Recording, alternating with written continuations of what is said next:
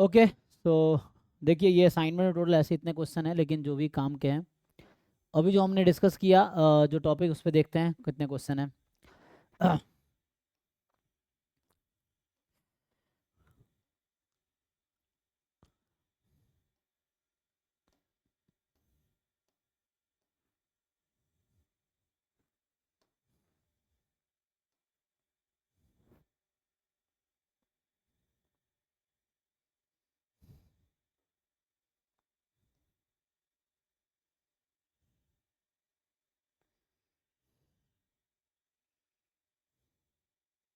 देखिए ज्वाइंट का ही क्वेश्चन है 178 नंबर, सो इसको ट्राई कीजिए।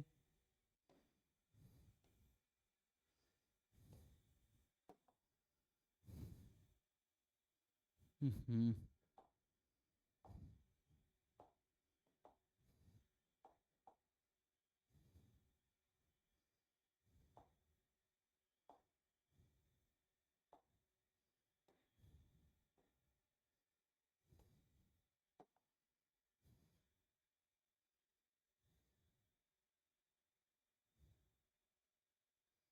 क्वेश्चन विजिबल है आप लोगों को? देखिए, तो ये कह रहा है कि suppose U and V are independent and identically distributed random variable where with u is equal to I and v is equal to I is 1/4. So मतलब ये discrete uniform है ना? u and v are IID, so u v are IID uniform over interval over set 1 2 3 4 है ना? ये IID है. Consider a triangle T bounded by x axis, y axis and the line ux plus V Y is equal to U V. So U V random variable है, तो कहीं ना कहीं अगर आप ये मान लीजिए x है, ये y है, तो ये ग्राफ क्या है? अगर डिवाइड करेंगे, आप इस लाइन को डिवाइड करेंगे तो x upon V plus Y upon U यही आएगा बराबर 1. तो इसका मतलब है कि ये जो आपका x एक्सिस पे v है, y एक्सिस पे u है. This is the line. So equation of this line is x upon v plus y upon u is equal to 1. ठीक. तो now the question they are asking, consider a triangle bounded by x axis, y axis. So see this triangle. तो आपसे क्या पूछ रहा है ये?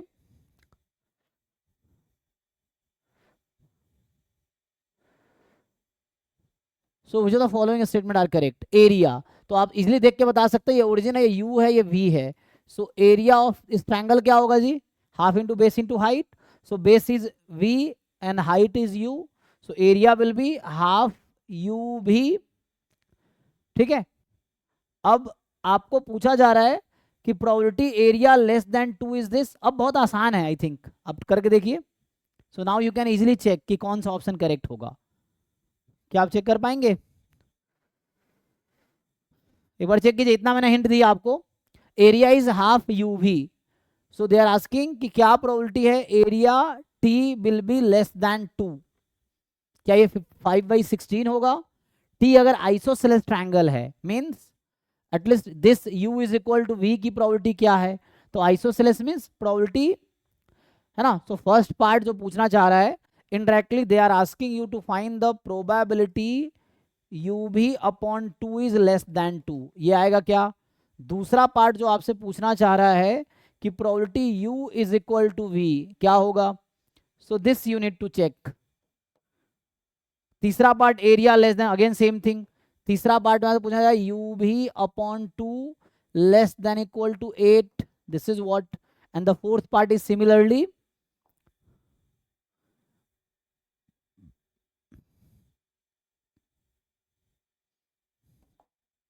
Fourth part भी सिमिलर ही है.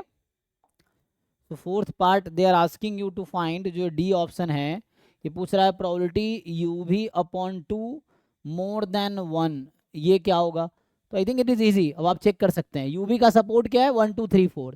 तो you can take value 1 2 3 4, we can take value 1 2 3 4. Try करके बताइए आंसर आप लोग.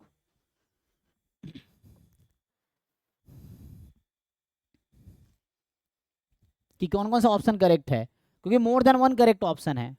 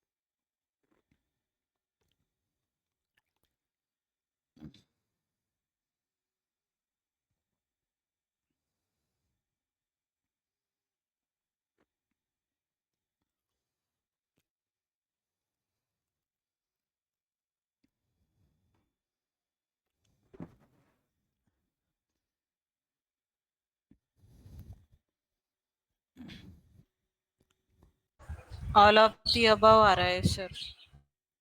कौन सा ABC? 4 भी ऑप्शंस आ रहे हैं।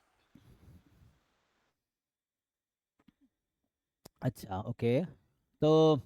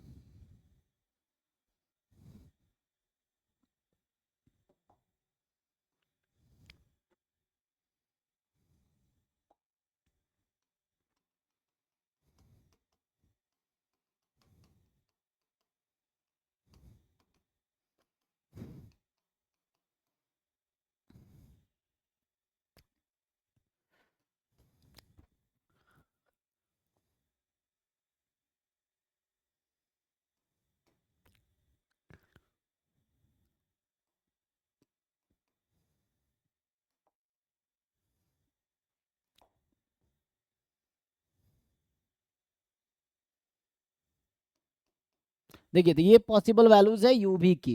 ये क्वेश्चन विजिबल होगा आप लोगों को। तो यहाँ पे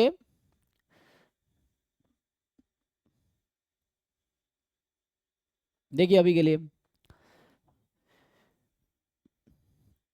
so you can take value 1 2 3 4, we can take value 1 2 3 4, u into v can take value corresponding product. देखो what are the possible values of product, so these are the possible product 1 2 3 4 6 8 9 12 16, यही possible है। these are the possible values of the uv, so uv upon 2 कितना आएगा, so इसकी जो possible values हो सकती है वो हो सकती है 1/2 1 3/2 2 3 4 9/2 6 8, these are the possible value of uv/2। अब ये पूछ रहा है कि probability area T more than 1 होगा, क्या ये सारी वैल्यू मोर देन 1 है, क्योंकि ये सैंपल स्पेस को रिप्रेजेंट कर रहा है। सो बताइए, जैसे ये जो एरिया बोल रहा है ना यूवी मोर देन 1, तो ये 1 तो नहीं आएगा, 1 नहीं आएगा। सर इसको अगर हम है ना probability of area of T is greater than और equal to 1 minus probability of T less than और इक्वल टू 1 के थ्रो से करेंगे ना, तो ये ऑप्शन आ जाएगा सर। किससे करेंगे? ऑप्शन डी जो है ना सर, ग्रेटर देन और इक्वल टू 1 है ना, तो 1 माइनस लेस देन और इक्वल टू 1 करके करेंगे ना तो हो जाएगा। कैसे हो जाएगा, चलिए मैं करता हूँ। तो यहाँ से अगर आप करेंगे 1 minus probability T less than equal to 1 area of T, तो टी तो यहाँ यू भी है ना, तो ये वाला यही पार्ट है ना डी हमारा, ये 1 minus probability U V by 2 less than equal to 1, क्या इसकी प्रोबेबिलिटी 0 होगी तभी तो ये 1 आएगी, क्या ये प्रोबेबिलिटी 0 है? यू भी बाई 2 हाफ नहीं है, 1 तो है, ये पॉसिबल है। यूवी इज लेस देन और इक्वल टू 2 हो जाएगा ना। हाँ, U V is less than equal to हो जाएगा, कोई दिक्कत नहीं है। So 1 minus U V less than equal to 2 हो गया। अब इस पे आ जाओ, फिर आप इस पे आ गए तो देखिए अब हाँ, उसकी प्रोबेबिलिटी रख दीजिए सर कि यूवी इज लेस देन और equal to 2 means 1 minus probability UV is equal to 2 and 1, तो प्रोबेबिलिटी आ जाएगा वहाँ। लेकिन क्वेश्चन ये है, ये कह रहा है 1 आएगा, क्या प्रोबेबिलिटी 1 आएगा? यहाँ तो 1 दे रखा है ना, क्या ये 1 के इक्वल आएगा? क्या इसका आंसर 1 आएगा? नहीं सर, मुझे लगा कि मतलब ग्रेटर देन 1 होगा तो ऑप्शन डी करेक्ट होगा। रॉन्ग हो जाएगा सर ये। क्योंकि ये तो कहीं ना कहीं पॉजिटिव होगी, तो 1 से तो कम ही आएगी, तो इतना करने की जरूरत नहीं है, क्योंकि यहाँ मुझे दिख रहा है सपोर्ट क्या है, सो सपोर्ट ये है, तो इसका मतलब 1 तो नहीं होगा। अब ये नेक्स्ट वाला कह रहा है area of T less than equal to 8 1 है, तो इसको मैं लिखा U V by 2 less than equal to 8 1 है, तो क्रॉस मल्टीप्लाई कर दो, तो यू वी बाई 2 की पॉसिबल वैल्यूज क्या है, मैक्सिमम तो 8 ही है ना, तो ये तो सही कह रहा है।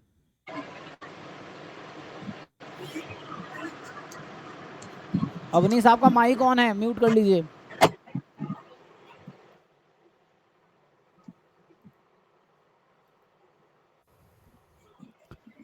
ठीक है। तो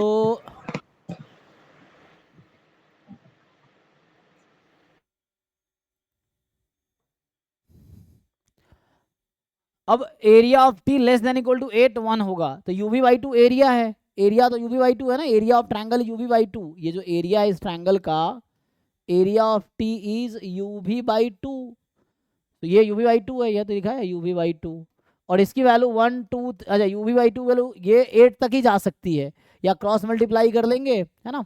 तो लेस देन इक्वल टू 8 कह रखा है, तो UV less than equal to 16, तो yes less than equal to 16, तो ये ओके है, सी पार्ट इज ओके, क्योंकि आप प्रोबेबिलिटी निकालेंगे 1 आएगी, क्योंकि ये जो सारी जो भी पॉसिबल वैल्यूज है यूवी की ऑल फेवरेबल है corresponding to option C, and that's why probability 1 आएगी। डी गलत इसलिए हुआ क्योंकि all values are not favourable, area हमेशा 1 से ज़्यादा नहीं होगा, एरिया ये है, सो हमेशा 1 से ज़्यादा नहीं होगा, हाफ और 1 भी हो सकता है, सो मीन्स ये फेवरेबल नहीं था। कह रहा है टी आइसोसेलेस है, तो u is equal to V की प्रोबेबिलिटी निकालनी है, ठीक है, तो ये तो 1 आएगी, ये लेस देन 1 आएगी, ये प्रोबेबिलिटी लेस देन 1 आएगी, एग्जैक्टली 1 नहीं आएगी। अब u is equal to V की प्रोबेबिलिटी निकालिए, तो u इज 1 v इज 1, ऐसे कर करके निकाल लीजिए, कोई दिक्कत नहीं है। तो है ना, हमें निकालना है probability u is equal to V, तो कैसे फाइंड करेंगे आप, जो थर्ड पार्ट है they are saying isosceles triangle है, तो आइसोसेलेस ट्रायंगल बोलने का मतलब है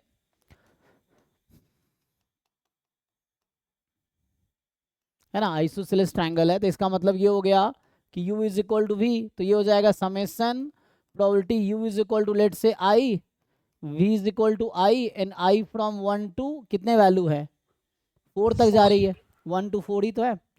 सो यहाँ से अगर आप सिंप्लीफाई करेंगे तो summation i from 1 to 4 probability u is equal to i into V is equal to I, और ये इंडिपेंडेंट है, आइडेंटिकली डिस्ट्रीब्यूटेड है, तो 1/4 इंटू 1/4, 1/16 को 4 बार मल्टीप्लाई कर लो, तो 1/16 को, है ना, ये 1/16 है एक्चुअली, सो समेसन 1/16, तो ये 4/16 आ जाएगा, जो कि 1/4 आएगा, क्या लिखा है ऑप्शन में, चेक कर लीजिए एक बार आप लोग।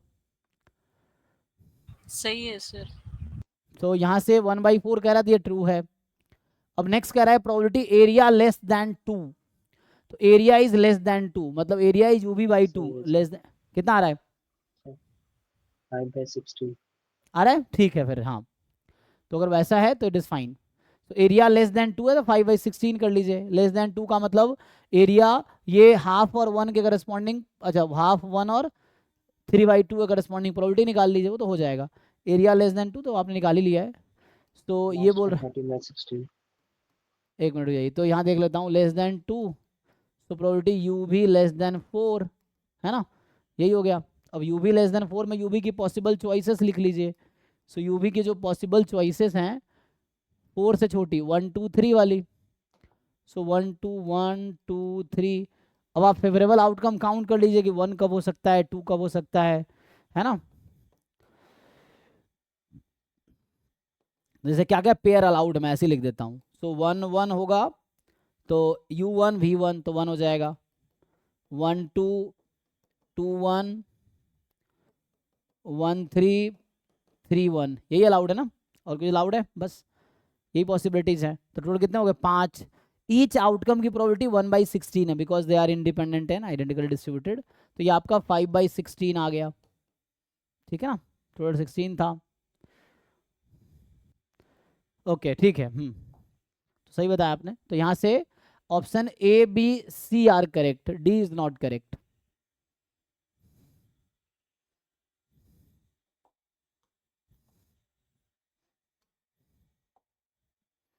तो ये क्वेश्चन था, ठीक है ना।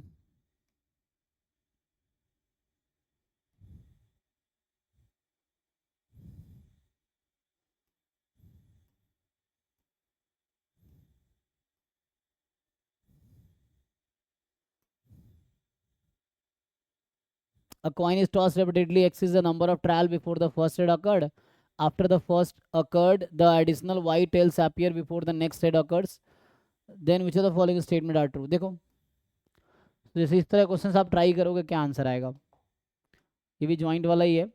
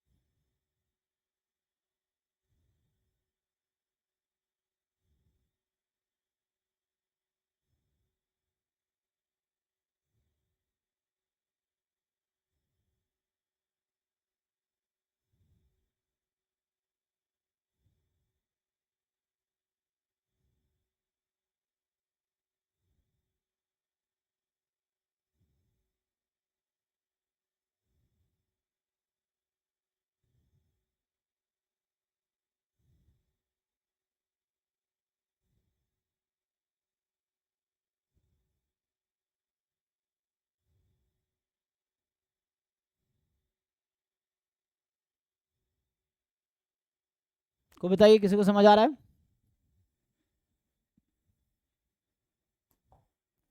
So do you know memoryless property? Geometric distribution and exponential distribution have memoryless property. So hint ये है, memoryless property use कीजिए. So x क्या कह रहा है? X be the number of failure before first success. तो सक्सेस में head को बोल रहा हूँ, फेलियर टेल को बोल रहा हूँ. सो एक्स का डिस्ट्रीब्यूशन क्या होगा, जिन लोगों को आइडिया है बताइए. Number of tails before first head. So what is distribution of x?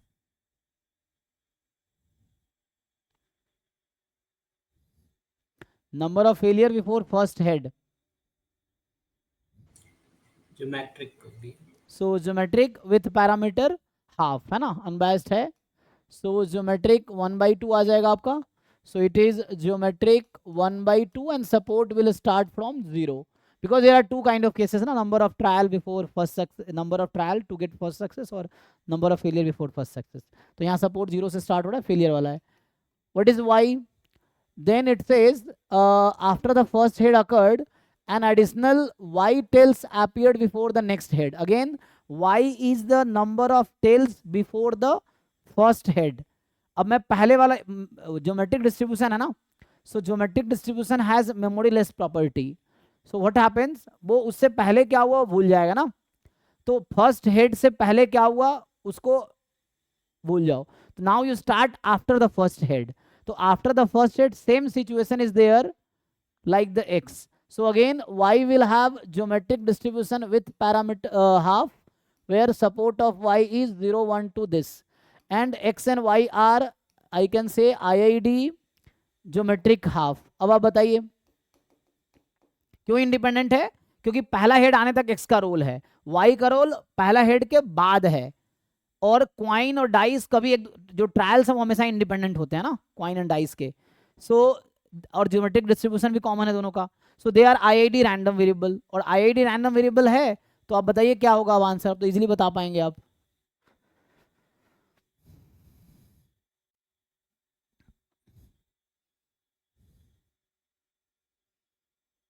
तो x is even y is even, x is odd y is odd, true आएगा, इंडिपेंडेंट है ना. तो ऑड इवन का तो आंसर सेम ही होगा क्योंकि x इज इवन. x क्या है, एक मिनट, इवन ऑड ना, आइडेंटिकली डिस्ट्रीब्यूटेड है तो इवन इवन की गारंटी है. एक मिनट, जैसे यहाँ पे है इवन इवन इवन ऑड, क्या सेम आएगा? एक बार चेक कर लेते हैं, रुकिए.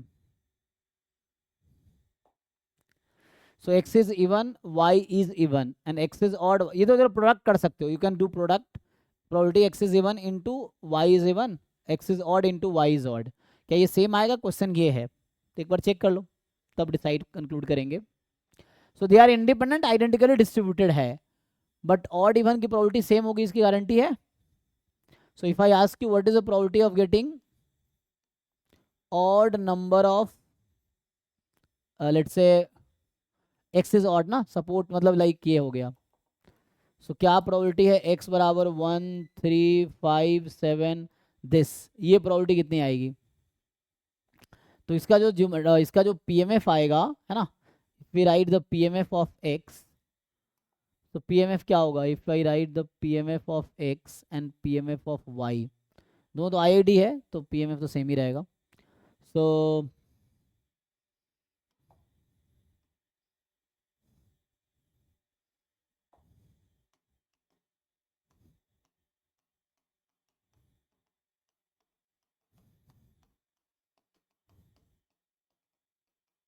ये y का भी यही PMF तो सेम ही होगा.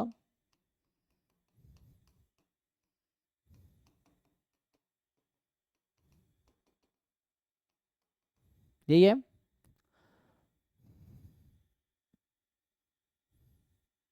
एक बार ये निकाल लीजिए, इससे एक आइडिया मिल जाएगा कि एग्जैक्टली सेम आंसर आना है क्या. Just you find this. So 1 रखोगे तो हाफ तो कॉमन ले लो. जब आप 1 रखोगे तो हाफ की पावर 1, 3 रखोगे हाफ की power 3 and it will keep going, है ना. So 1/2 as it is a upon 1 minus R. So R यहाँ 4 है ना, क्योंकि 1/2 का स्क्वायर वो हो रहा है. सो ये आ जाएगा मतलब 1/4 अपॉन 3/4, तो 1/3 आ गई, इक्वल तो नहीं है. सो x इज ऑड की प्रोबेबिलिटी 1/3 है, तो x इज इवन की प्रोबेबिलिटी 2/3 हो जाएगी, right. So probability x is odd, this probability is 1/3 and same y का होगा, and probability x is even, इसकी प्रोबेबिलिटी 2/3 होगी। आप चेक कर सकते हैं। सो ओके जी, कैलकुलेशन देख लीजिए आप लोग।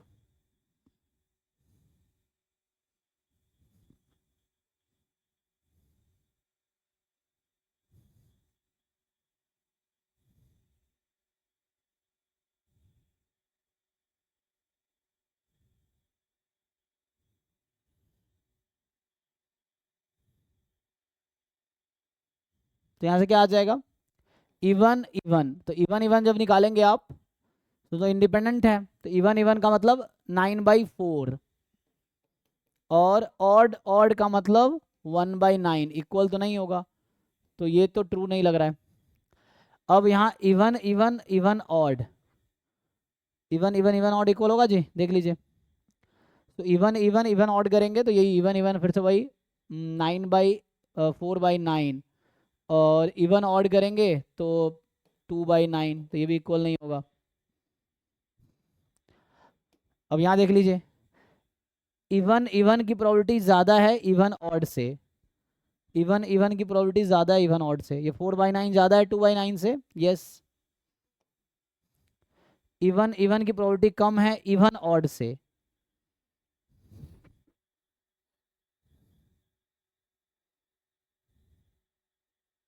इसमें एक ही ट्रू हो रहा है ना, लिखा आर है लेकिन एमएसक्यू में एक ही ट्रू है। चेक कर लीजिए आप लोग, कहीं मिस्टेक है तो बताइए। बाकी प्रोबेबिलिटी हमने सही कैलकुलेट किया है।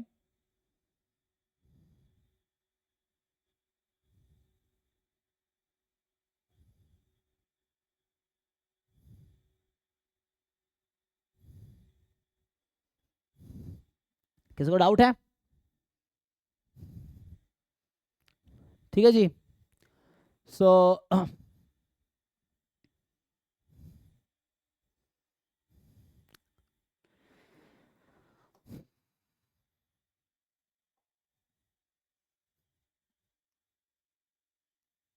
ये तो है ना बाईवेरिएट नॉर्मल का है, तो बाईवेरिएट नॉर्मल डिस्कस करेंगे अभी।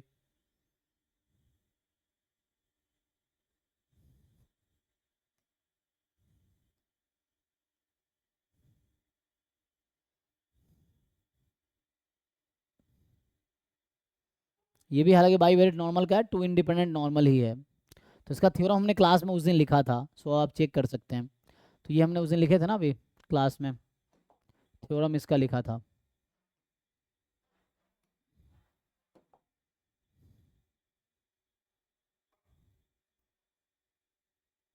बताइए इसका आंसर क्या होना चाहिए, देखिए।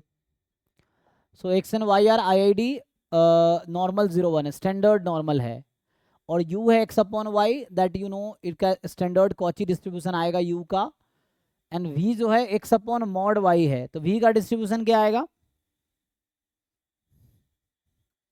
ये भी स्टैंडर्ड कॉची होगा, है ना। तो इनफैक्ट x एंड y, ये u v जो है ना, u and v are standard Cauchy distribution, मतलब आइडेंटिकली डिस्ट्रीब्यूट, ये थ्योरम है। तो u and v will both have standard Cauchy distribution.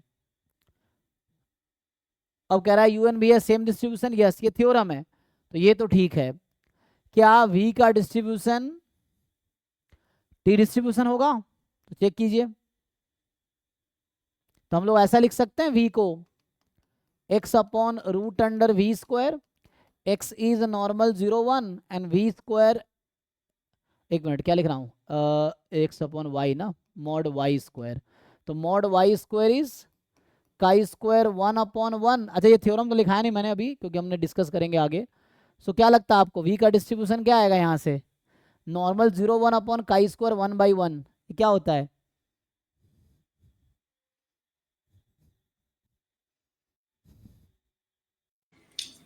T with 1 degree of freedom. हाँ ये आपका t1 है, तो this is fine. So t1 तो है, so this has t distribution because है ना square root of y square is mod y। अच्छा अगर मैं बोलता चलो इसी में एक ऑप्शन होता कि U हैज T डिस्ट्रीब्यूशन, क्या ये करेक्ट होता? U also has T distribution with 1 degree of freedom, true or false?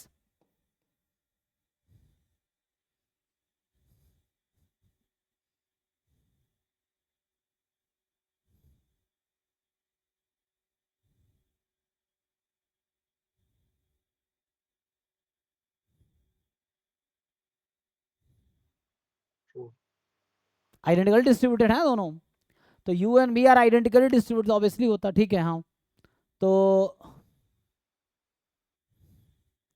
अब expectation of U upon V क्या होगा?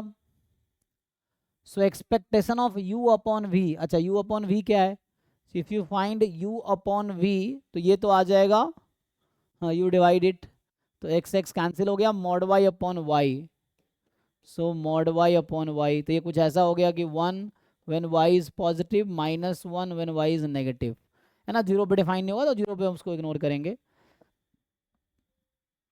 बताइए क्या आंसर आएगा?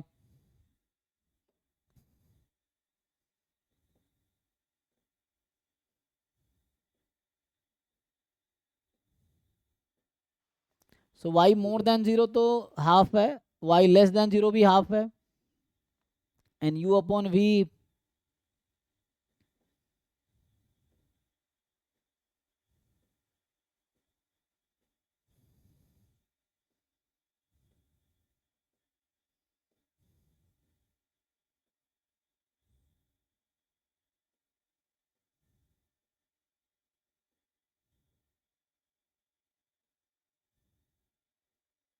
ठीक है, ओके होगा, क्योंकि ये हाफ, प्रोबेबिलिटी हाफ है, यू भी को 1 होने की, हाफ -1 कोई भी ट्रू हो जाएगा, and half into 1 half into -1, ठीक है। है ना, यू अपॉन वी को जैसे हमने कुछ नाम दे दिया, टी रख दिया लेट से, तो T is this, so T में value of T, probability of T being 1 and this, okay. अब यू भी इंडिपेंडेंट है क्या? सो आइडेंटिकली डिस्ट्रीब्यूटेड तो है, now the question is are they independent? Independent तो नहीं होगा ना, they are directly dependent, X upon Y, X upon Y, तो ये नहीं होगा। किसी को डाउट है तो पूछिए इसमें, अगर कुछ पूछना हो आप लोगों को, ठीक है जी। कल का क्वेश्चन क्या था? कल का तो मुझे याद ही नहीं, अभी तो हम यही वही पीडीएफ बॉटम से स्टार्ट किए हैं। क्या क्वेश्चन ऐसा याद नहीं मुझे, लास्ट क्वेश्चन था ना उसका, ओके, सो पीडीएफ में देखना पड़ेगा। देखिए सॉल्व करके, नहीं तो हम डिस्कस कर सकते हैं। अभी मैंने उसी दूसरा पीडीएफ को ओपन किया है और इसमें हम लोग बॉटम से देख रहे हैं, ठीक है, आ जाएगा, इसी में आ जाएगा वो। तो इसको बॉटम से, इसी असाइनमेंट को हम बॉटम से स्टार्ट किया हमने।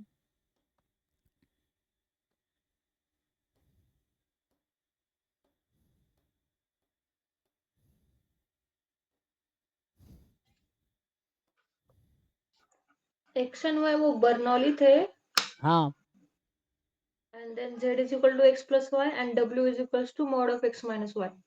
हाँ, तो उसमें क्या आपका नहीं हुआ है? उसमें क्या दिक्कत है? जैसे एक्स वाई बर्नौली है, ये आईआईडी बर्नौली था शायद, है ना, बर्नौली हाफ था, and Z was X plus Y, Yes, sir. हाँ, और w is equals to mod of x minus y. W is mod of X minus Y, ठीक है। ऐसा क्वेश्चन था। हाँ, फिर क्या पूछ रहा है ये? वो पूरा क्वेश्चन नहीं लिखा सर। हाँ, तो वही तो वो याद, अब देखिए क्या था वो, या तो वीडियो में मिल जाएगा, या आपको नोट्स अगर भेजे होंगे कल तो उसमें उसमें होगा, देखिए है, चेक कीजिए, सॉल्व कीजिए, हो जाएगा, आप ट्राई करेंगे हो जाएगा, कुछ खास नहीं है। उसमें यही ऑप्शन होगा, जे डब्ल्यू इंडिपेंडेंट है नहीं है, यही से पूछ रहा होगा, वो तो हो जाएगा। आप ढूंढिए, नहीं तो फिर देखते हैं, इसी में आ जाएगा। हाँ, तो अभी के लिए चलो देखते हैं क्वेश्चन जो हमारे काम का है अभी।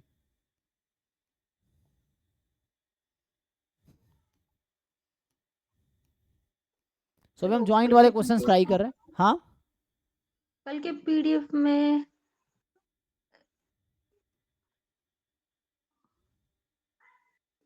सेव किया था कि नहीं, पूछते हैं क्लास, अच्छा। लास्ट वाला क्वेश्चन है, X W are independent, Y W are independent, Z W are independent and uncorrelated, तो ऐसा क्वेश्चन था। तो आपने ट्राई किया है या ऐसे ही पूछ रहे हैं बस? नहीं सर, नहीं ट्राई नहीं तो किया। ट्राई करके पूछिए ना, ऐसे पूछेंगे तो कुछ फायदा क्या? आपको फायदा तब होगा जब आप ट्राई करेंगे और आपसे हो ही जाएगा। अगर नहीं हुआ तब आप पूछेंगे तो आपको कुछ सीखने को मिलेगा। तो आप खुद ट्राई करके देखिए, और जब नहीं होता है तो फिर पूछिए। आप डाउट क्लास में पूछ सकते हैं, नहीं तो आप इस क्लास में भी आज भी पूछ सकते हैं, कल भी पूछ सकते हैं। पहले आप सॉल्व करके देख लीजिए, सॉल्व करोगे हो ही जाएगा। आप ट्राई करके देखो, और नहीं होता देन हम डिस्कस करते हैं। अब ट्राई मान लो किए, नहीं हुआ तो समझ आता है कि ठीक है। सर जेड तो बायनोमियल 2 हाफ करेगा, W mod X minus Y है ना, इसलिए समझ नहीं आया। तो आपको क्यों डिस्ट्रीब्यूशन निकालना है? बर्नौली होगा डब्ल्यू एक्चुअली। क्या समझ, जब जिस किसी भी रैंडम वेरिएबल जिसका सपोर्ट 0 1 है वो बर्नौली ही होगा। अच्छा।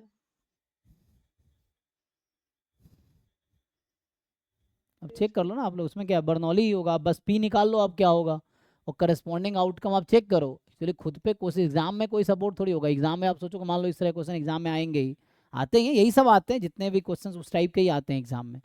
तो आपको देखना है कि आप क्या कर सकते हो, ये चीज़ है। तो आप ट्राई करके देखिए।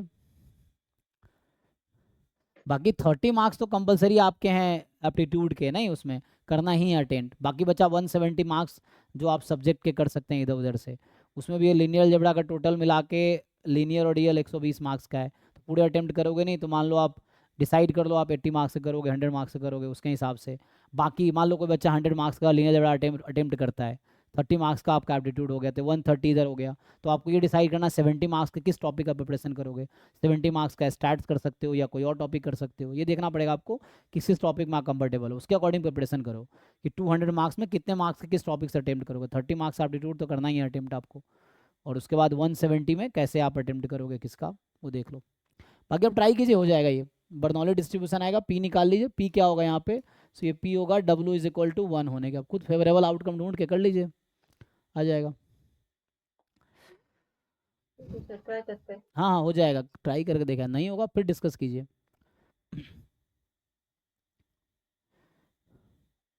क्योंकि एग्ज़ाम में आपको खुद ही ट्राई करना है और वो खुद ही सॉल्व करने होंगे। इसको क्या हो गया भाई,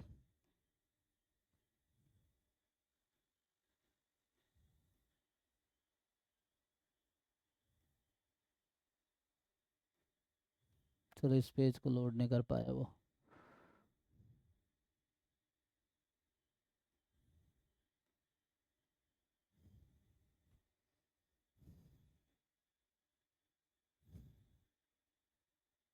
कन्वर्जेस इन डिस्ट्रीब्यूशन, लिमिट थ्योरम पे आएंगे हम लोग, है ना। और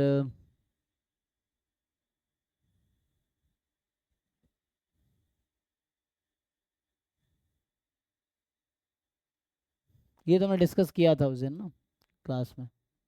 ये भी I think last time discuss कर रहे थे क्या। देखिए ये क्या बोलना चाह रहा है कि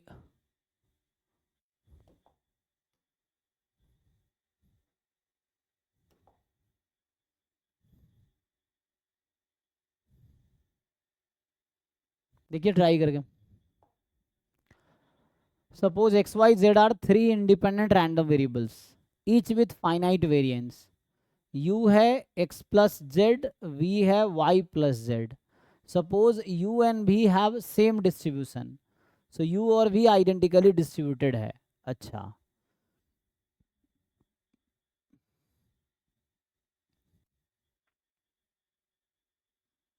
then X Y have same distribution, is it possible to have correlation between U V less than zero. क्या लिखा है, जीरो। अच्छा, u plus V and u minus V are always independent, we must have correlation coefficient u V as less than 1। बताइए try करके क्या होना चाहिए।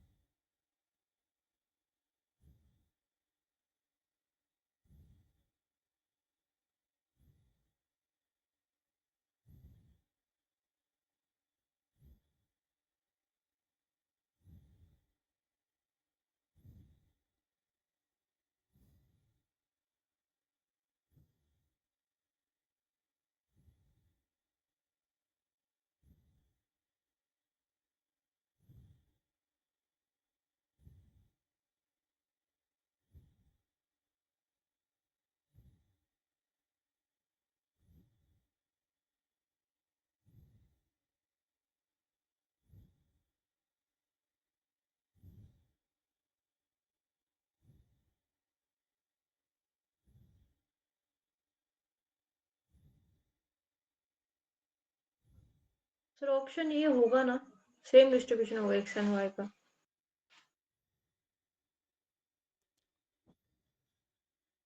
then y and u we have same distribution. तो जेड तो common है और you भी का डिस्ट्रीब्यूशन कॉमन आ रहा है ना, जेड तो कॉमन ही है। यस सर, ऑप्शन ए ही ट्रू आ रहा है। और बाकी ऑप्शन में चेक कीजिए, covariance between u plus B U minus B क्या होगा? Sir zero. जीरो आ जा रहा है, ओके। बट यहाँ नॉर्मल की गारंटी तो नहीं है कि वैसा होगा, अगर नॉर्मल होता। सर वेरिएंस ऑफ जेड आ रहा है बेटा जीरो।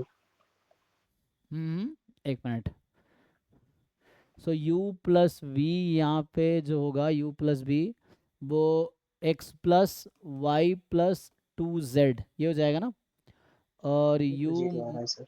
u माइनस वी आप निकालेंगे, u minus V that will be x minus Y.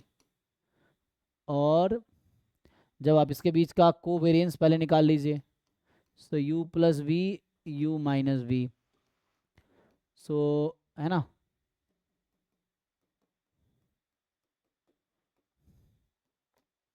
सो यहाँ एक्स एक्स, तो एक्स एक्स के बीच का जो होगा सिग्मा एक्स स्क्वायर, फिर एक्स वाई तो इंडिपेंडेंट है ना तो ज़ीरो हो जाएगा, वाई एक्स का ज़ीरो माइनस वाई वाई का सिग्मा वाई स्क्वायर, और फिर जेड एक्स ज़ीरो जिस तो ये आ गया ज़ीरो। बट कोवेरियंस ज़ीरो होना इंडिपेंडेंट होने की गारंटी तो देगा नहीं, है ना। कोवेरियंस ज़ीरो होना इंडिपेंडेंट गारंटी से भी तभी दे सकता है जब वो नॉर्मल डिस्ट्रीब्यूशन है, अदरवाइज सेम नहीं। वेरिएंस नहीं बोला है, फाइनाइट वेरिएंस बोला है। अच्छा सेम वेरिएंस नहीं है, ओ अच्छा एक मिनट सॉरी। तो सेम नहीं है तो ये तो जीरो होगा नहीं, अच्छा तो ये गारंटी है फिर तो ये इंडिपेंडेंट नहीं होगा। हाँ हाँ एक मिनट, मुझे लगा सेम वेरिएंस है जैसे बता रहे थे ना। X Y Z are three independent random variables each with finite variance not equal variance, okay है ना, जस्ट फाइनाइट वेरिएंस है। तो ये डिफरेंट आ गया, इसका मतलब अगर कोवेरिएंस नॉन जीरो है तो ये गारंटी है कि दे विल बी डिपेंडेंट, है ना। तो इसका मतलब है डिपेंडेंट है। So u plus V and u minus V are dependent, ये जो है वो डिपेंडेंट ही होगा। तो ये कह रहा है इंडिपेंडेंट होगा, तो ये तो गलत कह रहा है। अब कोवेरिएंस जैसे ये आ गया, अब को रिलेशन कोएफिशिएंट निकाल लीजिए, क्या आ जाएगा u v के भी, अच्छा ये हमने उसके लिए भी निकाला है u plus B U minus V. अब correlation between covariance between u v कितना आया, covariance between u and v, u हमारे पास है x प्लस जेड, v है y प्लस जेड, ये आ गया। तो एक्स वाई तो इंडिपेंडेंट है तो कोवेरिएंस जीरो हो गया, एक्स जेड भी इंडिपेंडेंट है ना, तो ये जस्ट वेरिएंस ऑफ जेड आएगा। सो ये हो गया वेरिएंस ऑफ जेड, ठीक। तो सिग्मा जेड का स्क्वायर है कोवेरिएंस, तो इसका को रिलेशन जब आप फाइंड करेंगे सो क्या आएगा, डिवाइडेड बाई, पॉजिटिव आएगा वो हमेशा। हाँ है ना। तो क्या पॉसिबिलिटी है नेगेटिव आने की, नहीं। और इसके बारे में क्या कह सकते हैं,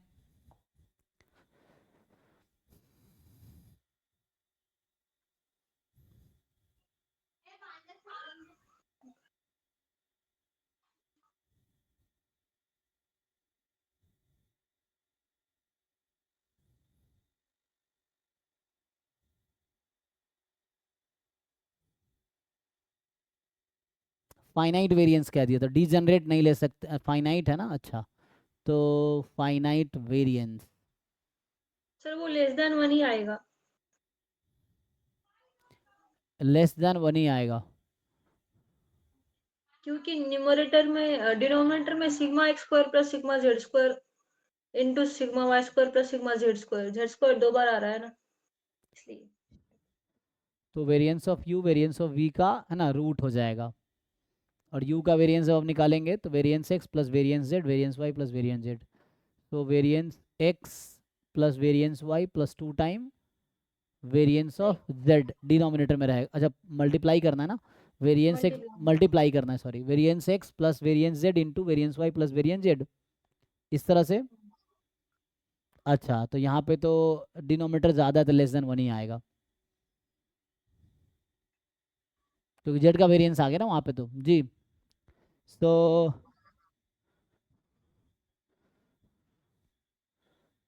2 टाइम 1 तब होता जब इक्वल हो सकता था।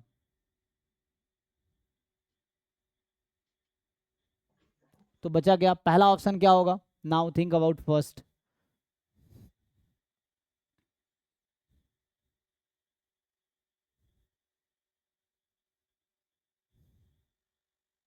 जेड तो कॉमन है, मतलब u minus Z and v minus Z are identically distributed, यही हुआ ना। यहाँ से हमें दे रखा है कि u भी आर आइडेंटिकली डिस्ट्रीब्यूटेड, ये दे रखा ना u भी आर आइडेंटिकली डिस्ट्रीब्यूटेड। तो z को मैं अगर लेफ्ट साइड ले आऊँ तो क्या होगा, u minus Z and v minus Z are identically distributed होगा, ठीक है। तो u minus Z and v minus Z are identically distributed, इसका मतलब है कि x and y are identically distributed, ठीक है। किसी को क्वेरी है तो पूछिए, कुछ पूछना हो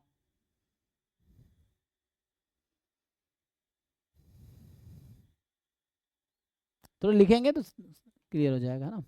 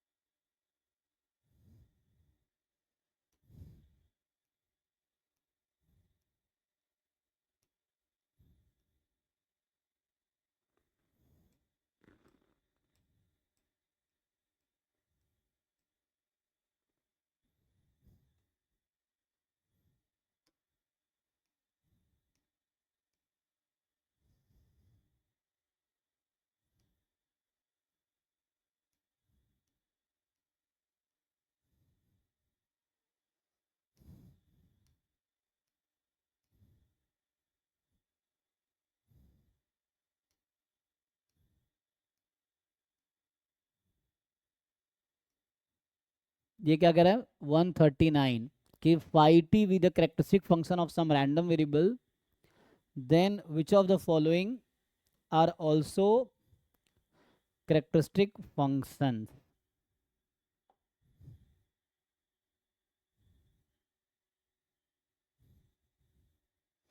ट्राई कीजिए। सो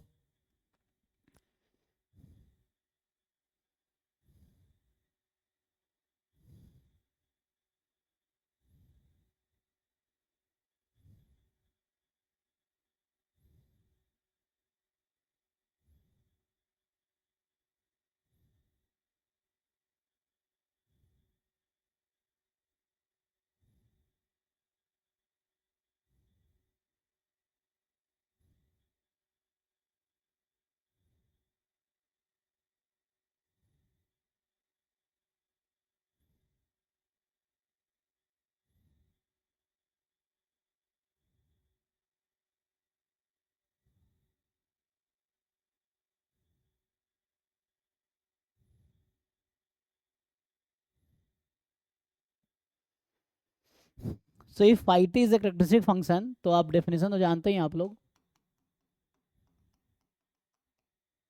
क्या लिखते हैं, आयोटा टी एक्स।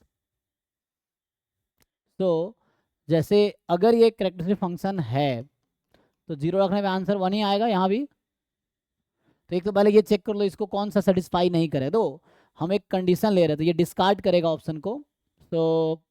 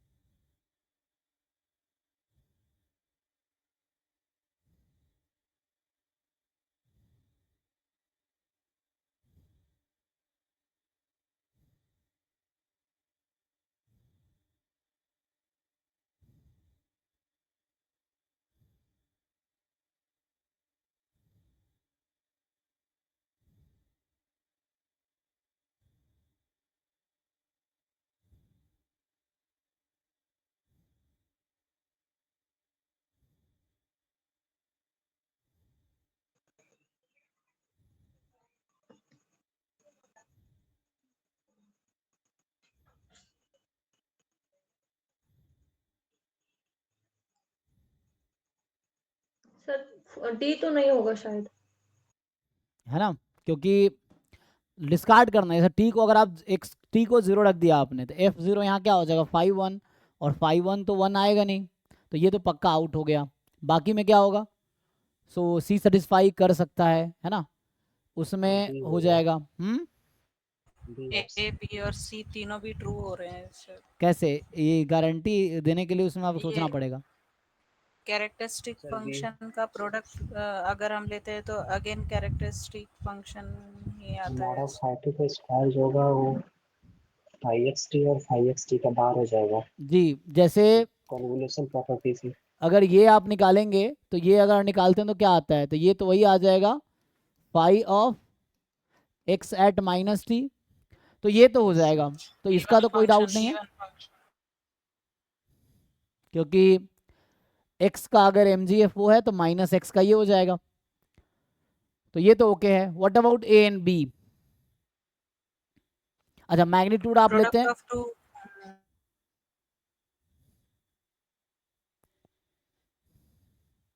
B भी हो जाएगा सर। बी भी हो जाएगा, बी में मॉड लगा रखा है ना, तो मॉड हाँ तो फाइव उसको टी का, 5xt एंड 5xt का बार बार अच्छा फिर हो जाएगा 5xt 5x of minus T, ऐसे करके कॉन्वोल्यूशन ऑफ प्रॉपर्टी से हो जाएगा। जैसे यहाँ पे five of X T into phi of X T, और ये तो हमेशा, ये बताइए तो हमेशा क्या आता है आंसर, ये तो नेगेटिव आएगा, या हम कहने का मतलब ये है मेरा कि आयोटा टी एक्स है, सो ई की पावर जो समथिंग एक्सपोनेंशियल फंक्शन तो नेगेटिव होता नहीं है कभी, है ना, तो ये दो का प्रोडक्ट हो गया ना।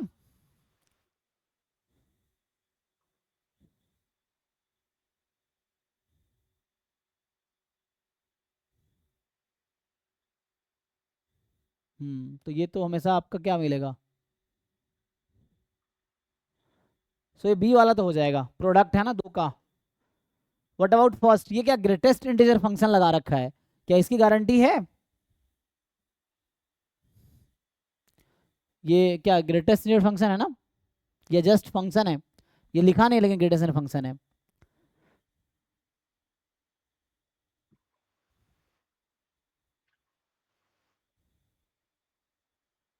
यहाँ मॉड लगा, पहला मुझे लग रहा है सिंपल ये है, एक मिनट, इसमें मॉड को छोड़ो, ये ए में क्या है, इसमें कहीं लिखा नहीं ना ग्रेटर फंक्शन है, मतलब लग रहा है सिंपल स्क्वायर है, ये ब्रैकेट का यहाँ जस्ट ब्रैकेट है ना, ये तो जो ए ऑप्शन में है,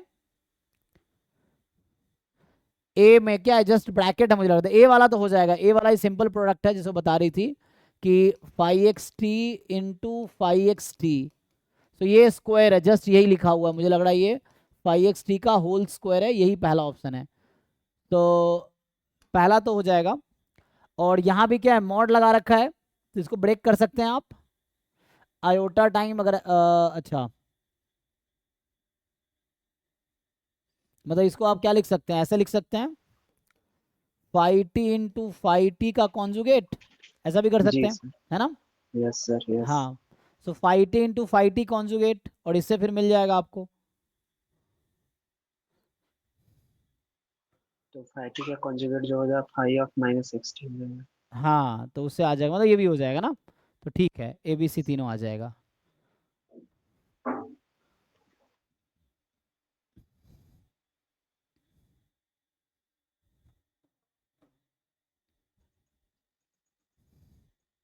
तो ये cos tx minus sin t square function ऐसा होगा क्या मतलब? हम्म नहीं, एक्सपेक्टेशन होता है। अगर आपसे पूछा जाए अगर two independent random variable identically distributed है, आईआईडी रैंडम वेरिएबल, क्या होगा उसका characteristic function of X plus Y at T, X Y are I I D, तो क्या आएगा निकल के ये, phi of X T into phi of Y T. और आइडेंटिकली डिस्ट्रीब्यूटेड है, तो दोनों सेम ही होगा, हाँ ब्रैकेट स्क्वायर। स्क्वायर हो जाएगा, तो पहला ऑप्शन ओके है, हाँ ये पहला तो मॉड ऐसे, वाला। और दूसरे वाला में ये है कॉन्जुगेट क्या होता है कैरेक्टरिस्टिक फंक्शन का, वो भी तो कैरेक्टरिस्टिक फंक्शन होता है,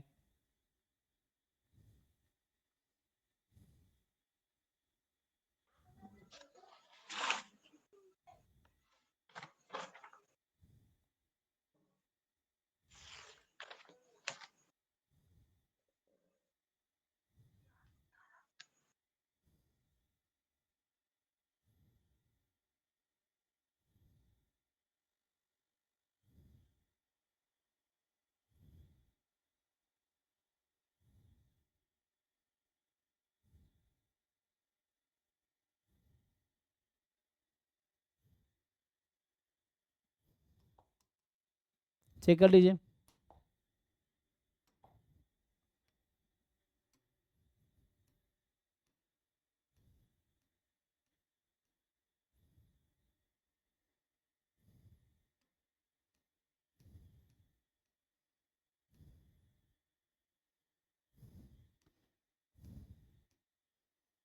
चलिए ये ज्वाइंट है, जैसे इस तरह क्वेश्चन जैम में भी आए हैं खूब।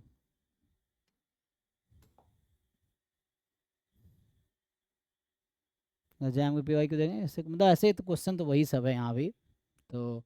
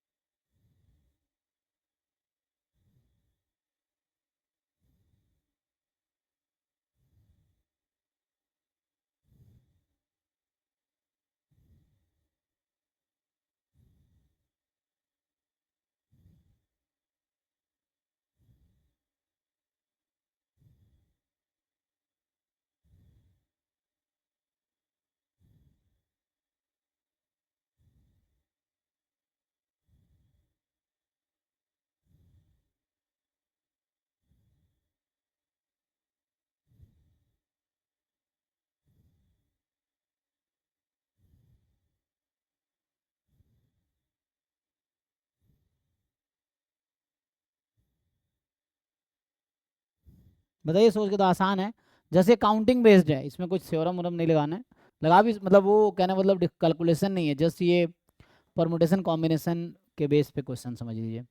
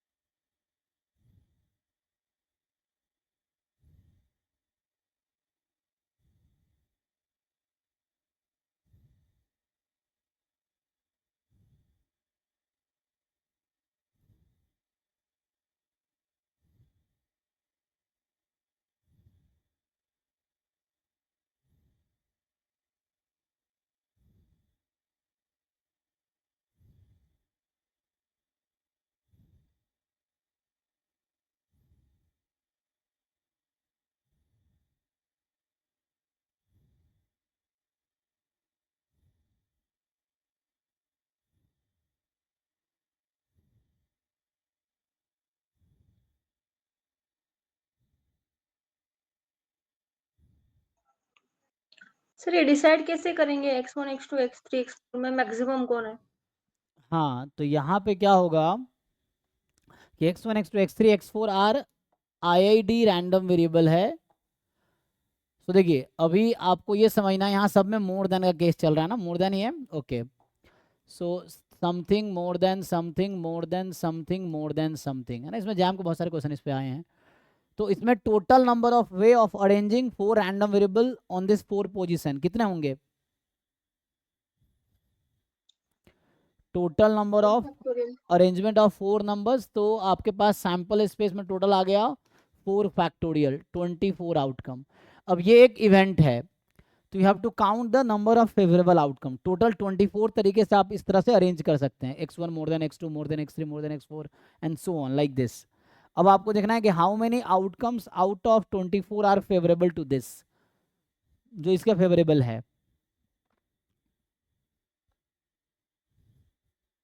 कितने होंगे जो फेवरेबल हैं इसके? जैसे मैं अभी चलो मान लो डी ऑप्शन से स्टार्ट कर देता हूँ, जैसे कह रहा है x4 more than x3 more then maximum of x1 x2, तो इसके कितने फेवरेबल आउटकम है ये लिख देता हूँ। तो यहाँ x4 मोर देन x3 मोर देन, अब इनमें से कोई एक मैक्सिमम होगा, अब आप अज्यूम कर लीजिए, आपको टोटल पॉसिबल केसेस ढूंढने हैं, number of favourable outcome upon total number of outcome, ये करना है यहाँ पे। तो अभी के लिए मान लेता हूँ चलो x1 लार्जर है, तो x1 अगर मैक्सिमम है तो x1 मोर देन x2 होगा, और अगर x2 मैक्सिमम होगा तो x2 मोर देन x1 होगा, यही पॉसिबिलिटी है। Yes sir. तो या तो x1 मोर देन x2 होगा या x2 मोर देन, कोई एक ही पॉसिबिलिटी है, तो either x1 is more than x2 और x1, तो दोनों केस में लिख दिया कि if this happen then this, यही पॉसिबिलिटी है। तो अगर x1 मैक्सिमम है तो ये ज्यादा होगा, दो फॉर, तो इसके आंसर क्या होंगे, तो डी ऑप्शन का आंसर बनेगा there are 2 favourable outcome out of 24, तो 1/12 हो गया, लेकिन ये 1/6 लिखा हुआ है, तो ये गलत हो गया। सिमिलरली यहाँ पे देख लिए, इसका आंसर भी इसका 1/12 दे दिया, तो सिमिलर ही होगा, तो ये वही चीज है, तो सी सही है जैसे उन्होंने बताया। अब ए बी का सोचते हैं, ठीक है ना, तो इसमें इसके फेवरेबल केसेस ये हैं, तो 2 आउट ऑफ 24 मतलब 1/12। अब सिमिलरली दूसरे का लिखिए, वहां पे देखिए क्या हो सकता है, तो मैं इसके फेवरेबल केसेस आपको लिख के दिखाता हूँ। सो x4 मोर देन, अब आप अज्यूम कीजिए, मान लेता हूँ अभी मैं x1 लार्जर है, तो x1 लार्जर x1 यहाँ होगा, x2 यहाँ हो सकता है, x3 या x4, अगर x2 लार्जर है तो, अच्छा अभी x1 में ही x1 लार्जर है, उसी केस में हो सकता है कि x2 x3 से भी छोटा हो, क्योंकि हमें बस इतना ही पता है कि x1 x2 से ज़्यादा है, अब मुझे ये नहीं पता कि x2 x3 में क्या रिलेशन है, तो हो सकता है x2 मोर देन x3 हो सकता है x2 लेस देन x3 हो, क्योंकि हमने अज्यूम किया x1 is more than x2 maximum. दूसरा केस क्या है इसी में, कि आप इसी में मान लो कि x2 मोर देन x1 है, तो आ जाएगा x4 मोर than x2 more than x3 more then x1, या आ सकता है x4 मोर than x2 more then x1 more than x3। तो इसके टोटल 4 पॉसिबल केस होंगे जी, है ना, यही होगा, और पॉसिबल नहीं, क्योंकि x4 तो हमेशा फिक्स है। अब x1 x2 में मैक्सिमम किसको मान रहे हैं, यहाँ मैंने x1 को मैक्सिमम लिया, तो x2 मिनिमम है, तो x2 या तो यहाँ आ सकता है, यहाँ यहाँ x2 मैक्सिमम लिया तो x1 यहाँ, यहाँ 4 केसेस हैं, तो इसका आंसर आएगा 4/24, कितना 1/6, तो 1/6 आ जाएगा, तो ये तो गलत है, और यही चीज़ वहाँ लिखी हुई है, तो इसी के ये फेवरेबल केस हैं, तो ए सही है,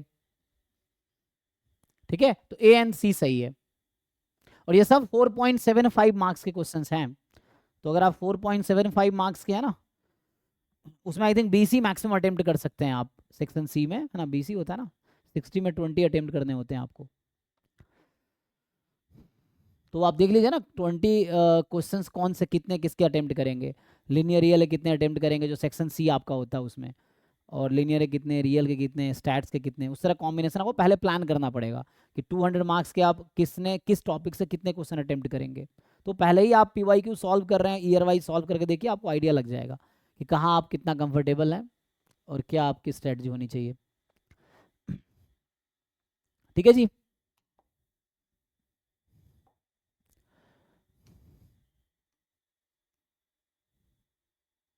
जैसे ये सिंपल क्वेश्चन है,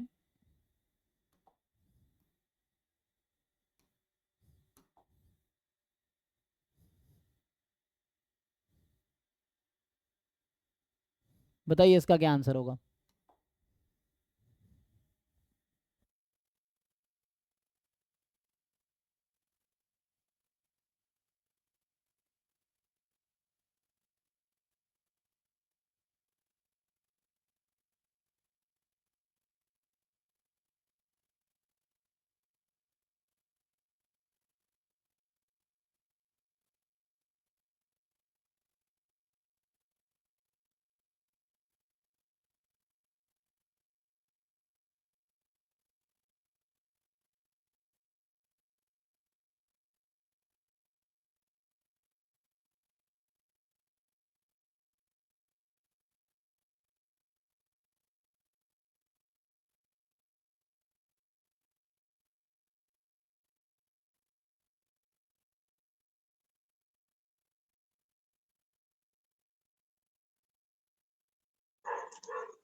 सर सही लग रहा है।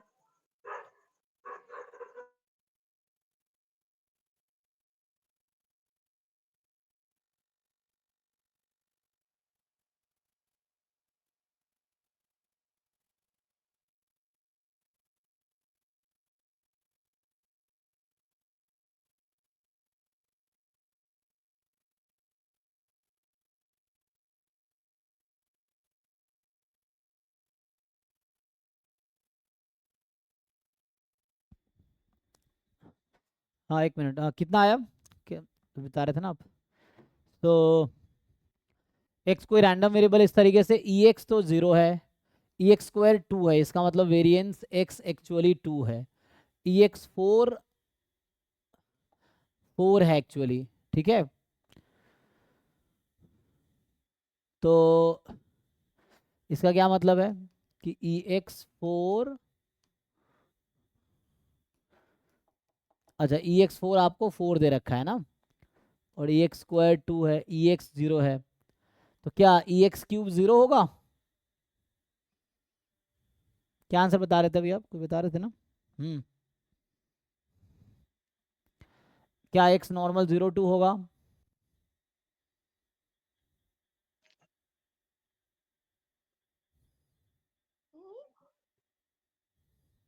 सर फर्स्ट दो स्टेटमेंट तो नॉर्मल 0 2 के, x⁴ के लिए μ4 निकालेंगे तो चलेगा क्या? मतलब रॉ मोमेंट और सेंटर मोमेंट रॉ मोमेंट निकालिए, इक्वेट, हाँ एम 4 हाँ निकालिए। इक्वेट, हाँ इक्वेट करेंगे, हाँ ठीक है समझ आया रॉ मोमेंट।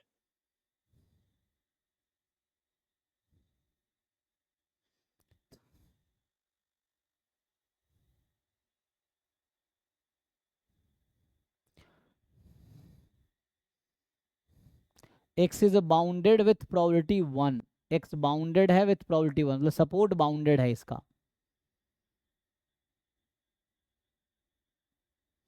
तो देखिए पहली चीज क्या है, सी नहीं है, हाँ सी नहीं है। हाँ सी तो ऐसे ही आउट हो जाएगा, क्योंकि यहाँ से अगर आप निकालेंगे ना ई ऑफ एक्स 4 तो ये 12 आएगा, 12 आ रहा है, कितना आ रहा है देखिए, 4 फैक्टोरियल इंटू 2। नहीं अपॉन 2, चेक कीजिए, ई ऑफ अगर एक्स नॉर्मल 0 1 होता है, if X is normal 0 1 then what is E of X की पावर 4, 1 into 3। 1 into 3। तो यहाँ x बाई 2 हो जाएगा नॉर्मल 0 1 इस वाले केस में, तो x बाई 2, अच्छा 4 है ना, एक मिनट रुकिए, तो मैं क्या 2 किया हूँ ना, तो 16 3 जा कितना आएगा ये, यहाँ तो x बाई 2 की पावर 4 करेंगे ना आप तो 3 आएगा, तो आप क्या बता रहे थे, हाँ ठीक है आई थिंक ये वही होगा, 16 into 3 48 ये आएगा, ठीक है आप जो कह रहे थे सही है, 4 फैक्टर इंटू 2, हाँ सही है, वो मैंने मिस्टेक किया था, ठीक है। सर अभी 12 आ रहा है। हाँ ऐसा कैसे हो गया? सर ये म्यू 2r का फॉर्मूला है ना, 2r factorial sigma raise to 2r divided by r factorial into 2 raise to r, वो फॉर्मूला यूज किया था। नहीं नहीं जो भी, जो यहाँ देखिए मैं ये कह रहा हूँ, यहाँ पे क्या हो रहा है, अगर मान लो एक्स ये ऐसे कैसे, अभी मैं चेंज हो, हाँ तो यहाँ पे जैसे आप एक्स अपॉन 2 निकालेंगे तो डिस्ट्रीब्यूशन क्या होगा इसके अकॉर्डिंग, नॉर्मल 0 1, नॉर्मल नहीं 0 1, नॉर्मल 0 0 1 नहीं होगा अच्छा सर, 0 1 नहीं होगा, यही मिस्टेक मैं भी कर रहा हूँ, x/√2। हाँ एक x बाय एग्जैक्टली, 2 होगा। हाँ that mistake I was also doing, इसका डिस्ट्रीब्यूशन ये आएगा ना, तो फिर भी ये गारंटी थोड़ी देगा, और मान लो कोई मैच कर भी जा रहा है तब भी गारंटी थोड़ी देगा, क्योंकि ऐसा तो कहा नहीं कि नॉर्मल ही होगा, तो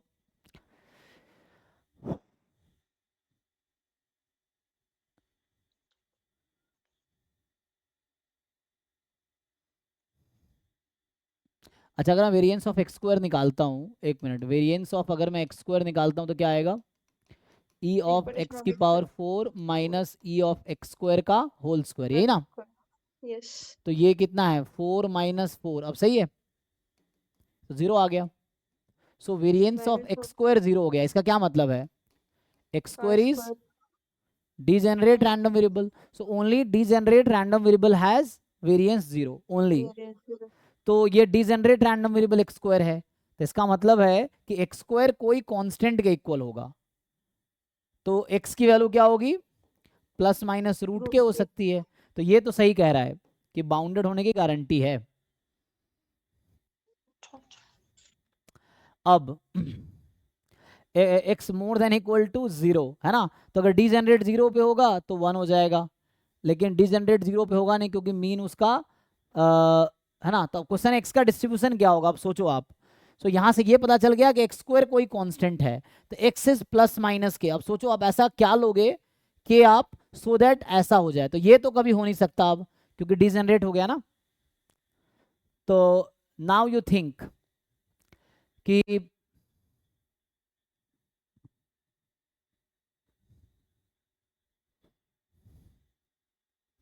सो मतलब यहां पे ये है कि probability X square is equal to K is 1। अच्छा, मीन क्या एक्स स्क्वायर का 2, तो ये के 2 होगा एक्चुअली, के हैज टू बी 2, क्योंकि डिजेनरेट है ना, एक्स स्क्वायर डिजेनरेट एट 1।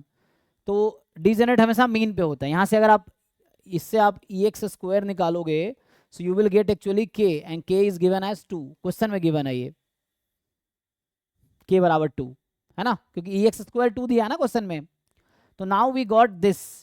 तो एक्स का जो सपोर्ट होगा ना, सो एक्स का सपोर्ट है ±√2 और ±√2 बाय दिस, और मुझे लग रहा है ये मीन 0 है, तो इसका मतलब है कि x बराबर √2, x बराबर -√2, that has to be half. ये आ गया, तो ये बर्नौली हाफ हो गया। तो फाइन नहीं, बर्नौली कह रहा हूँ, सॉरी, ये 2 पॉइंट डिस्ट्रीब्यूशन है हाफ पे, नॉट बर्नौली। बर्नौली में 0 1 सपोर्ट होगा, 2 पॉइंट डिस्ट्रीब्यूशन है ये, तो ये ओके है। एंड ई एक्स क्यूब निकालिए अब, this cube into 1/2, this cube into 1/2, ये भी ओके है, चेक कीजिए। सो व्हाट वी गॉट, यहां से हमने ये प्रूव किया कि x जो है 2 पॉइंट डिस्ट्रीब्यूशन है, pmf of x is half when x is -√2 और +√2, 0 अदरवाइज। तो ये प्रूफ हो गया यहां से। कोई डाउट है, पूछिए, किसी को डाउट अगर हो रहा हो तो। हमने क्या बताया था ना कि x has variance 0 if and only if x is a degenerate random variable. Degenerate मतलब constant random variable, 1 point distribution. और किस पॉइंट पे डिजेनरेट होता है, मीन पे, है ना। कोई भी डिस्ट्रीब्यूशन डिजेनरेट है तो अपने मीन पे डिजेनरेट होगा। तो यहाँ मीन कितना है, 2 है, तो X square is degenerate at 2। X cube, expectation of X cube 0 कैसे आया? कैलकुलेट कीजिए क्या आएगा। ये पीएमएफ है, इस पीएमएफ से क्या आएगा एक्स क्यूब आपके हाँ अकॉर्डिंग हाँ क्या। हाँ, राइट राइट राइट सर। और मोर देन 0 मतलब +√2 पे हाफ, -√2 पे हाफ, तभी मीन जाके 0 वो हो पाएगा, ई एक्स 0 हो पाएगा तभी।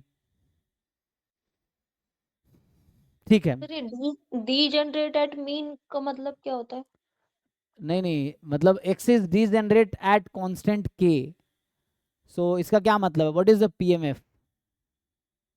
जैसे मैं अगर बोलता हूँ, probability x is equals to k हाँ, is equals to 1। x is degenerate at k. So what I'm saying, if and only if k is ex, so degenerate at mean।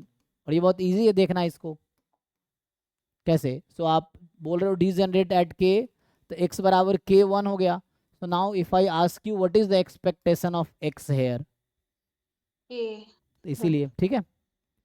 so okay. degenerate at mean, अगर कोई distribution k पे degenerate है means k is the mean actually. तो okay, तो यहाँ x square degenerate at 2 होगा, इसका मतलब है, तो इतना कुछ करने की जरूरत नहीं थी। जब हमने ये कहा एक्स स्क्वायर डिजेनरेट है, तो इतना करने की फिर जरूरत ही नहीं पड़ेगी, क्योंकि डिजेनरेट है तो अपने मीन पे होगा, और मीन कितना है, 2 है, क्योंकि ई एक्स स्क्वायर का मीन 2 है। तो डिजेनरेट एट 2, तो मतलब probability X square is equal to 2 is 1, ये आ गया। कैसे भी कर लो कोई बात।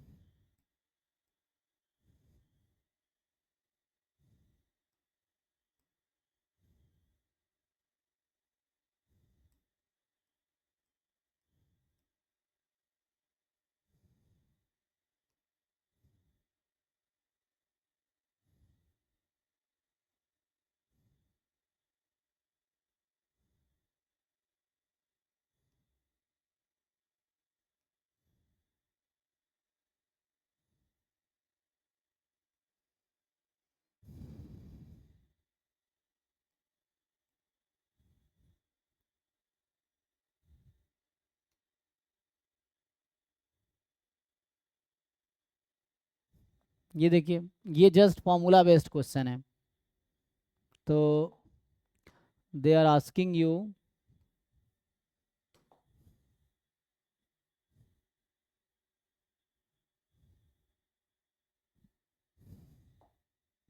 X Y integer valued bounded random variable है, तो ये डिस्क्रीट रैंडम वेरिएबल जो बाउंडेड है। So which of the following statement is false, ये सिंगल करेक्ट होगा।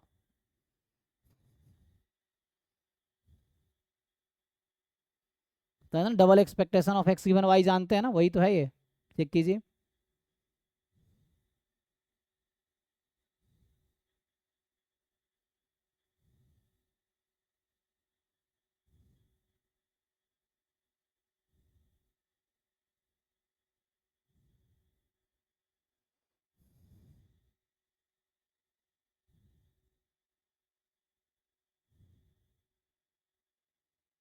ये जो आप देख रहे हैं this is nothing but E of X given Y, यही तो लिखा हुआ है ना, this is G Y. So है ना, expectation of X given Y is equal to Y will always be some function of Y. तो ये फंक्शन ऑफ वाई है into P M F of Y, तो expectation of G Y is this, तो ये आ गया। And ये तो नहीं होता ना, वेरिएंस तो नहीं आता ना, तो फॉल्स है ना। वेरिएंस के लिए क्या फॉर्मूला था, वेरिएंस एक्स का फॉर्मूला आप लोग जानते हैं कि expectation of variance of X given Y plus variance of expectation of X given Y, और ये तो क्या कर रहा है, ये लिख रहा है समेशन ओवर वाई। तो ये एक्चुअली इनडायरेक्टली क्या लिख रहा है, this is indirectly expectation of variance of X given Y. क्या ये लगता है आपको सही है, वेरिएंस एक्स इसके इक्वल आएगा?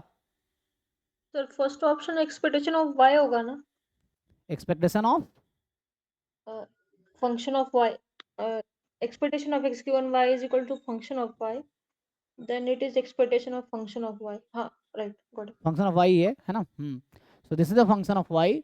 अगर expectation of Y given X is X, तो this will be some function of X. हाँ right sir. तो पहला स्टेटमेंट ट्रू है, मुझे फॉल्स चुनना है, दूसरा फॉल्स है, और एक ही फॉल्स होगा, तो यही फॉल्स है।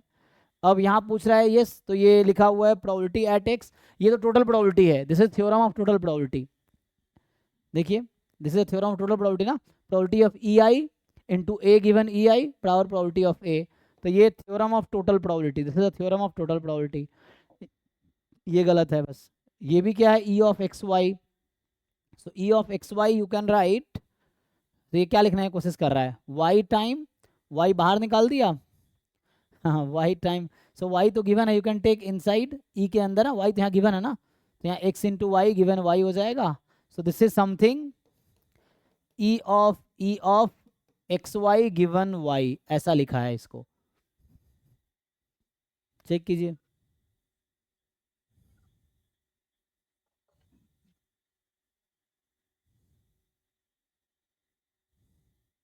तो ये भी ट्रू है, ये जस्ट फॉर्मूला है। तो फॉल्स पूछा था, only B is the false statement, वैसे ही पता चल रहा है क्योंकि वो फॉर्मूला आता है वेरिएंस एक्स का, और वेरिएंस ऑफ वाई लिखते हैं आप, तो expectation of variance of Y given X plus variance of expectation of Y given X, ठीक है, इस तरह से आ जाएगा।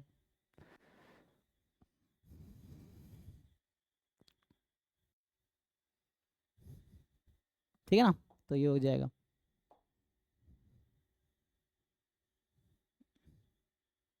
ये तो मैं देखा था, ये थोड़ा वैसा क्वेश्चन, ये जैसे देख लो, ये तो सेंट्रल लिमिट थ्योरम का है।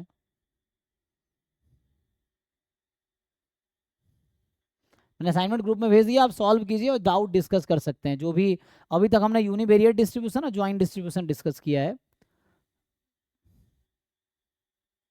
या आगे कल से मैं थ्योरी करा देता हूँ आगे, ठीक है ना, अभी आगे थ्योरी कंटिन्यू करते हैं कल से। बाकी आप प्रॉब्लम प्रैक्टिस कीजिए, टाइम लीजिए, सॉल्व कीजिए, और डाउट क्लास में या इसी क्लास में हम लोग डाउट डिस्कस कर सकते हैं। अच्छा टाइम भी आई थिंक होने वाला होगा, तो उनका क्लास भी तो है ना, तो 9:30 से आपको पता ही है, 9:30 to 11 आपकी लीनियर ही क्लास होगी। तो जो लोग जिनका अच्छा है फाइन, आप प्रॉब्लम प्रैक्टिस करो, जिनको बेसिक ठीक सीखना है you can join.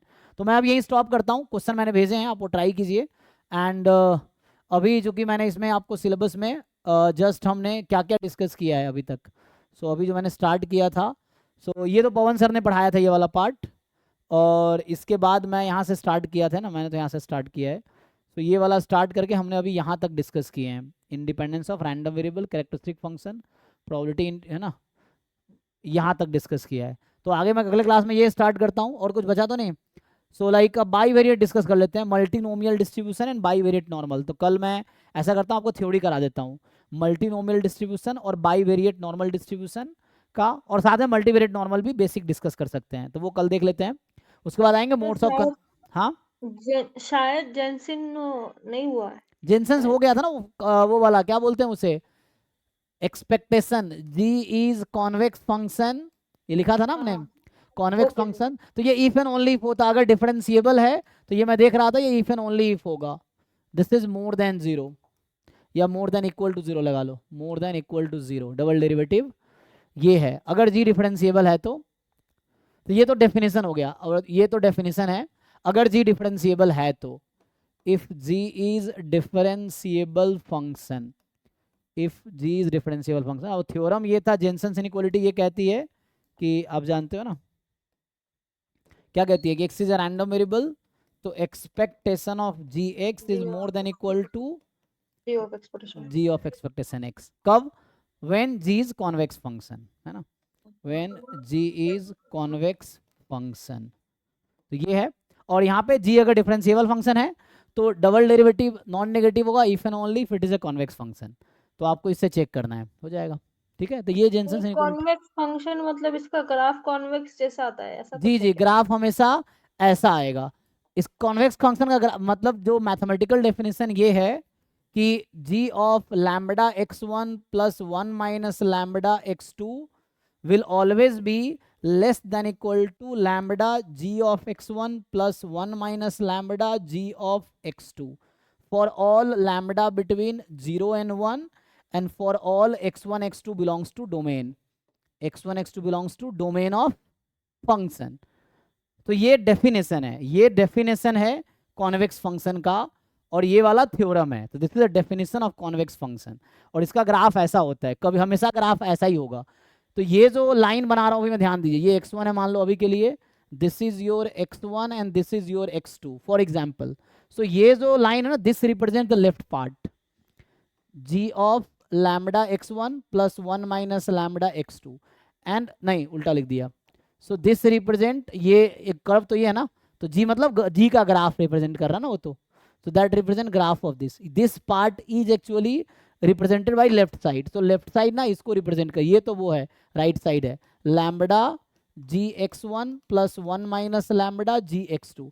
Actually 2 point को ज्वाइन करने वाली जो लाइन होती है, लाइन सेगमेंट, ये लाइन सेगमेंट है joining 2 point gx1 and gx2। So this is the line segment joining gx1 and gx2, and this is image of line segment joining x1 x2। तो x1 x2 को join करने वाले line segment का image क्या बनेगी, तो ये image बन रही है फंक्शन में। सो this is the left side, ठीक है ना। सो मैं ये बोल रहा हूँ जो लेफ्ट साइड आपका है, दिस क्वांटिटी ये जो है, this is the left side, this part is, तो ये पार्ट है g of lambda x1 plus 1 minus lambda x2, और ये जो लैम्बडा x1 1 माइनस ये है, ये जो इनसाइड क्वांटिटी है, this is the interval, lambda x1 plus 1 minus lambda x2 is a line segment joining x1 x2 actually, और उसका इमेज ले रहे हैं तो ये इमेज आएगा। This will also be always be below the line segment joining, तो ये है line segment joining gx1 gx2, तो gx1 ये पॉइंट है, gx2 ये पॉइंट है, और उसको ज्वाइन करवाई जो लाइन होगी, तो मतलब ये वाली लाइन हमेशा ऊपर होगी दैन द कर्व। तो जब भी उस कर्व पे कोई भी 2 पॉइंट आप सेलेक्ट करेंगे, you select any 2 point, the line joining that curve will always be above the actual curve, तो एक्चुअल फंक्शन के ऊपर ही आएगा हमेशा, तब कन्वेक्स बोलेंगे, ठीक है, ये चीज है। Okay sir, thank you sir. जी थैंक यू। तो अभी नेट वाले लोग अलजेब्रा की क्लास करो, लीनियर अलजेब्रा की, और गेट वाले भी स्टैट्स की क्लास कर सकते हैं।